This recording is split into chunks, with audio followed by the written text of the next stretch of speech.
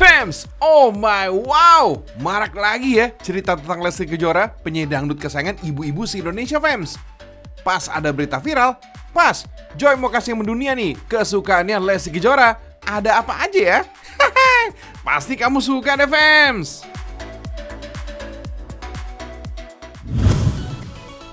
Yang pedas-pedas se-UH satu ini kesukaan ibu beranak satu nih Fams, seblak.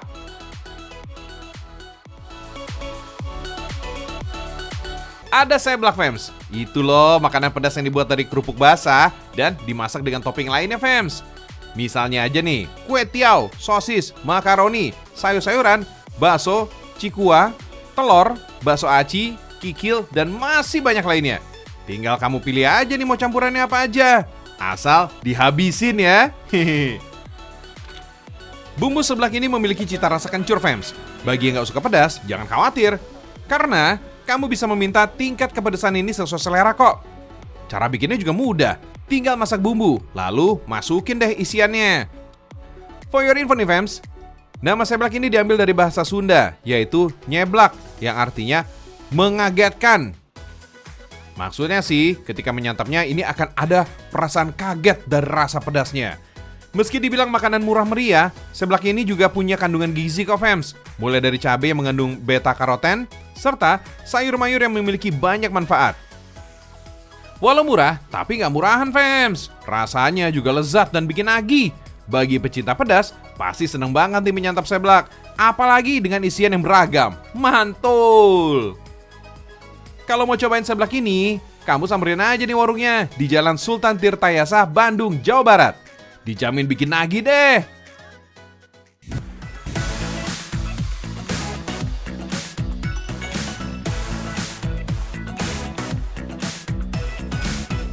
Olahan daging sapi selalu menjadi idola dalam dunia kuliner Fams. Mau digoreng, dibakar, atau direbus, rasanya tetap mantul. Apalagi kalau pakai potongan daging wagyu dan saikoro. Disantap dengan sambal gami khas Bontang yang pedas menggigit lidah. Aduh, pagi-pagi udah bikin lapar. Giler deh. Kalau ingin mencobanya, coba datang nih ke daerah Peleburan Barat, Semarang. Di sini nih, surganya olahan daging wagyu dan saikoro sambal gami berasal. Di sini nih Fams, ada dua jenis daging sapi yang biasa dipakai. Daging wagyu berkualitas khas Jepang dan potongan dadu daging saikoro. Oh iya, kamu udah pada tahu belum kalau daging saikoro ini ternyata berasal dari bagian pinggul sapi wagyu loh. Bagian daging ini memiliki tekstur yang empuk dan lembut banget Fams. Proses memasak daging ini dilakukan secara 2 kali loh. Pertama, masak daging sapi sampai setengah matang. Lalu, masak kembali daging bersama sambal gami dengan wadah cobek atau piring tanah liat. Proses memasak sambal gami ini harus dengan api yang besar ya, agar cita rasanya meresap sempurna ke dalam daging. Fams, memasak dengan tanah liat ternyata ini memiliki kelebihan, mulai dari menyeimbangkan rasa dan mengurai tingkat keasaman makanan. Selain itu, memasak daging yang dimasak tidak terlalu kering. Ternyata bisa menjaga nutrisinya lebih baik Fams. Kalau udah matang, tinggal sajikan aja deh. Beuh, juara!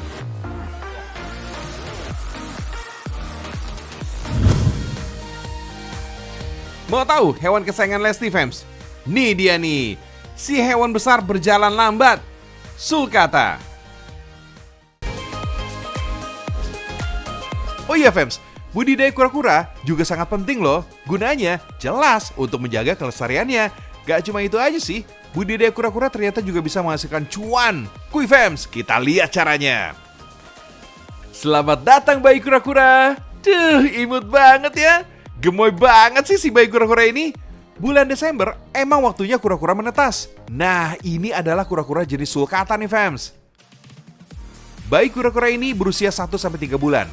Kalau masih bayi emang kecil, tapi saat udah dewasa, ukurannya bisa gede banget tuh.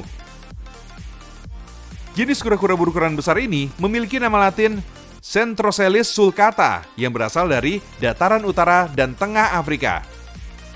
Hidup menyebar dari gurun Sahara hingga gurun Ethiopia. Makanan sulcata juga bervariasi Fams. Misalnya buah semangka, kaktus, sawi ijo, selada, bahkan bunga kembang sepatu. Pokoknya, kasih makan yang banyak mengandung banyak air ya. Setelah menetas, bayi-bayi sulcata ini juga butuh media untuk bisa hidup terus. Bayi sulcata ini masih suka kehangatan, fams. Jadi, berikan lampu hingga suhunya mencapai 30 derajat Celcius.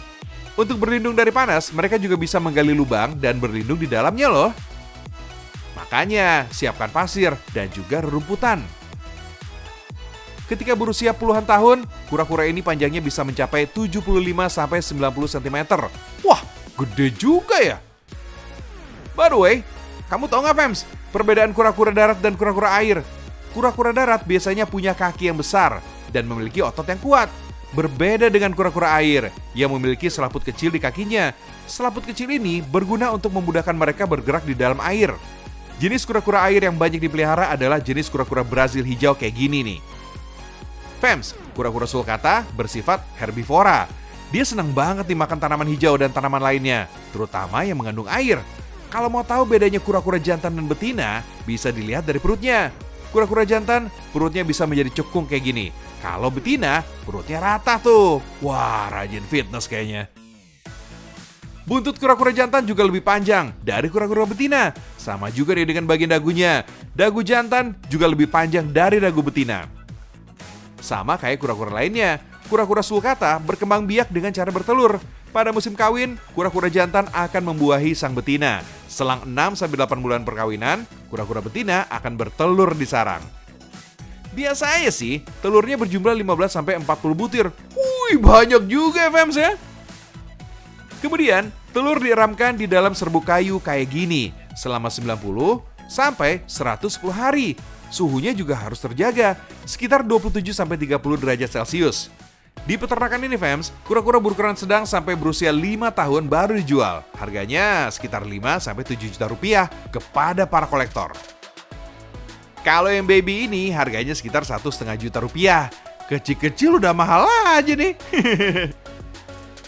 By the way, hari ini teknologi udah makin canggih loh, fams. Mau belanja, nggak perlu repot bawa uang cash. Ayo, download Alobank dan upgrade ke Alobank Prime untuk mendapatkan keuntungan yang banyak. Ditunggu ya, fams. Kalau mau lihat kura-kura jumbo, di sini tempatnya, fams. Lihat nih, emang cuma YouTuber aja yang bisa mukbang. Kura-kura juga bisa tuh makan besar. Luar biasa ya. Kalau dipikir-pikir sih, ini bisa dibilang sarangnya kura-kura, fams. Gimana enggak? Jumlah kura-kura di sini banyak banget. Ukurannya juga besar.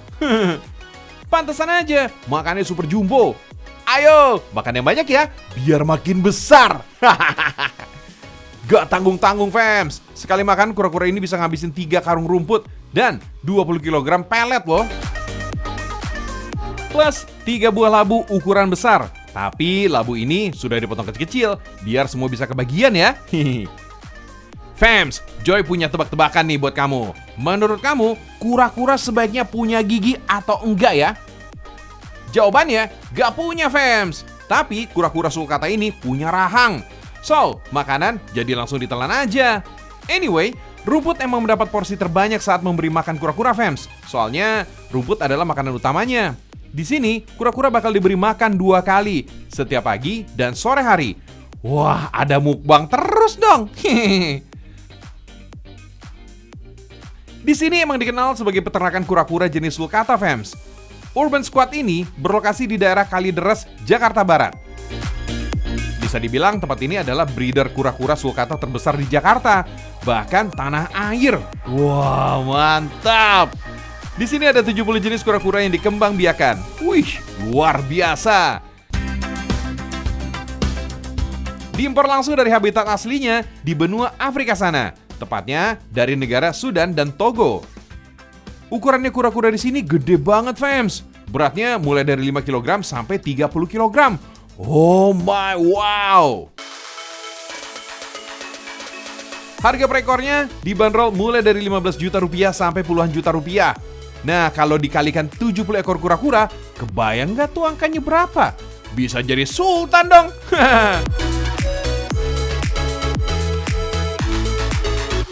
Tapi sayangnya, sulcata indukan ini ternyata nggak dijual, fams. Tapi cuma untuk dikembangbiakan saja. Kalau yang dijual sih cuma anakan alias babynya aja. Nah, kalau harga baby sulcata ini masih terjangkau, hanya berkisar Rp800.000 sampai Rp1.000.000. Anyway, kenapa pemilik breeding ini hanya tertarik pelihara jenis kura-kura sulcata aja ya? Emangnya apa sih istimewanya? Karena pertama hobi ya, di bawah hobi, dan kura-kura memang yang pertama saya pernah piara juga adalah sulcata, dan ya jadi awalnya jatuh cintanya sama sulcata. Kalau Aldabra itu mungkin sampai saat ini belum ada yang berhasil ternak ya, karena memang aturan internasionalnya itu Aldabra tidak bisa diekspor ukuran dewasanya gitu.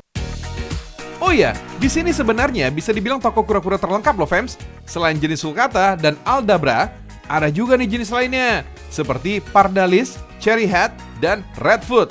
Wih. Meski sama-sama masih baby, harga kura-kura ini malah lebih mahal dari baby sulcata, sekitar Rp1,5 juta sampai Rp2,5 juta. Wih, lumayan juga ya. Bedanya, kamu bisa lihat dari cangkang dan motifnya yang lebih variatif daripada sulcata.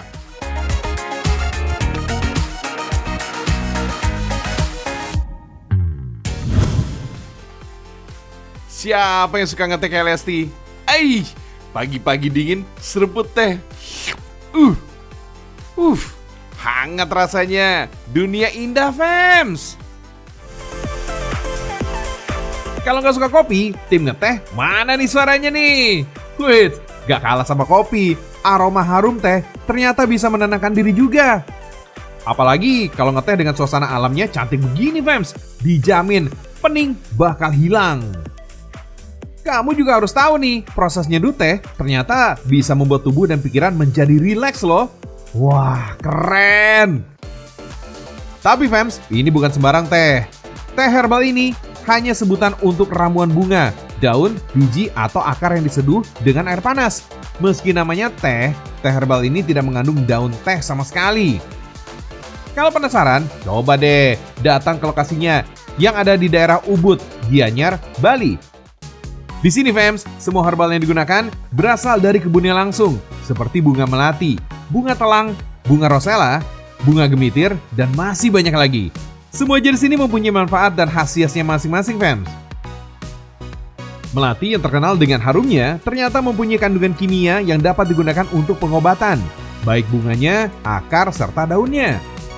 Lalu, bunga telang ini mempunyai kandungan flavonoid yang tinggi, di mana flavonoid ini sebagai salah satu antioksidan yang dapat menangkal radikal bebas yang berbahaya untuk tubuh. Si merah bunga rosella juga mempunyai zat polifenol yang dikenal mampu menjadi zat anti kanker. Banyak banget ya khasiat bunga-bunga ini. Proses pembuatan teh herbal ini juga dilakukan di satu lokasi, fams. Jadi kita dapat melihat semua sekaligus, mulai dari proses panen, pembuatan, hingga menikmati hasil jadinya dalam satu tempat. Setelah dipanen, bunga-bunga tadi harus dikeringkan terlebih dahulu, fams. Karena udah menggunakan mesin, proses pengeringannya jauh lebih cepat dibandingkan dengan cara dijemur di bawah sinar matahari. Lama pengeringannya juga berbeda-beda.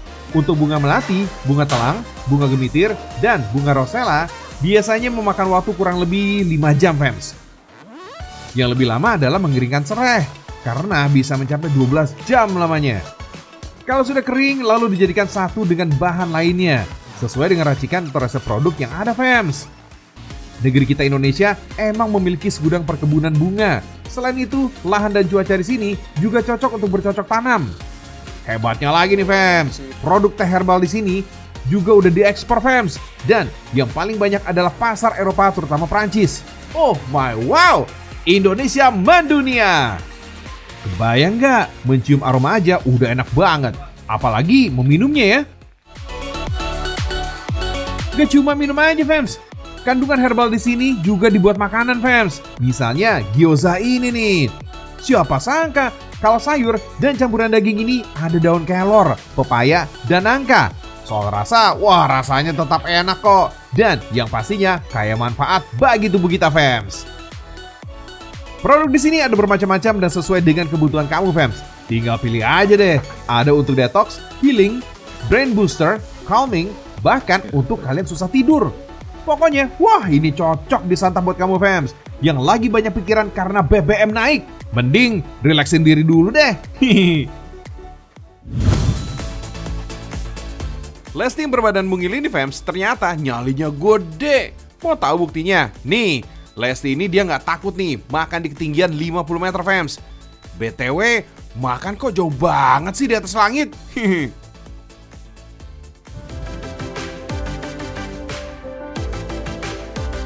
Oh my wow, ada restoran gantung di Jakarta yang tingginya mencapai 50 meter atau setara dengan lantai 10 gedung. Wah, luar biasa fams.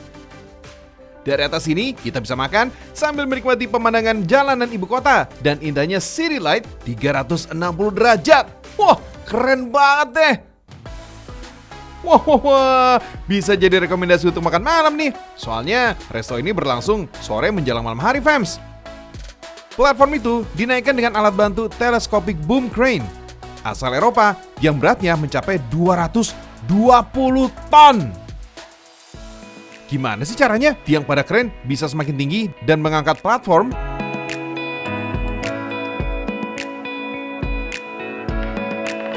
Ternyata karena ada pelindung khusus dengan silinder hidrolik atau komponen penggerak di bawah tiang. Ketika tombol ditekan, air dan oli mengisi tabung tiang. Kemudian mendorong tiang, memanjang, dan semakin tinggi. Lalu pengait kren dikaitkan dengan komponen pada ujung tali platform dan terkunci kencang.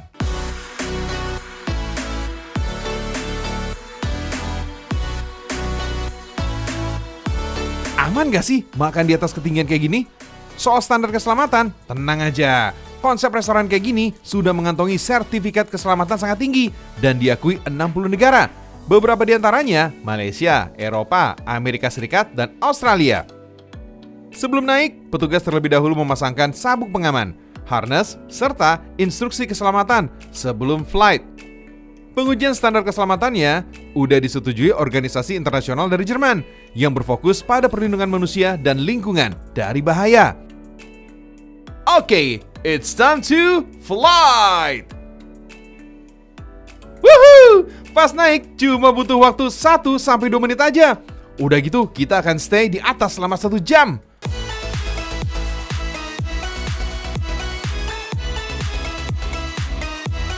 Oh ya, Indonesia jadi negara ketiga di dunia dan kedua di Asia yang menghadirkan restoran melayang berkapasitas 32 tamu ini. Woohoo! Indonesia mendunia! Platform ini terbagi jadi 8 meja, setiap mejanya berisi 4 orang aja. Sehari sebelumnya, petugas sudah mengatur posisi duduk sesuai jumlah tamu. Sistemnya, bagian kanan kiri, depan belakang, jumlahnya harus seimbang. Gak boleh berat sebelah, fams. Makanya, tamu harus reservasi sebelumnya, jangan sampai dadakan ya. Sampainya di atas, chef langsung menyajikan menu makanan yang udah disiapin 2-3 jam sebelumnya. Di tengah-tengah platform ini, chef hanya menyiapkan plating menu saja fams. Jadi memang sudah dimasak sebelumnya di dapur utama alias main kitchen. Impressive. Penasaran kita disajikan menu masakan apa aja?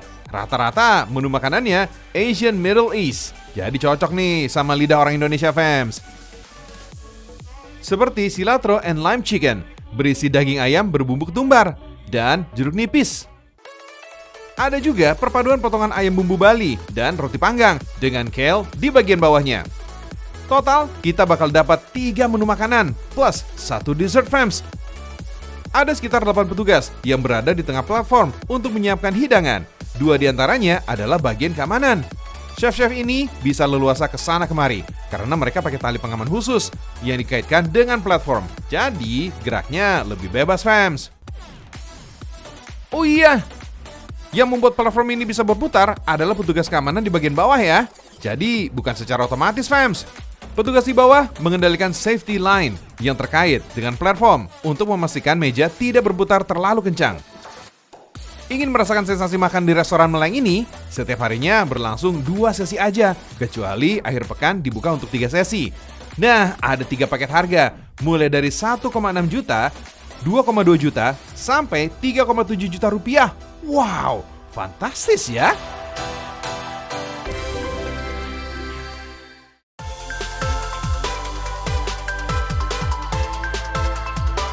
Fams, udah kita kupas habis ya kesukaannya Lesti Kejora, penyanyi dangdut kesayangan Indonesia yang lagi viral namanya.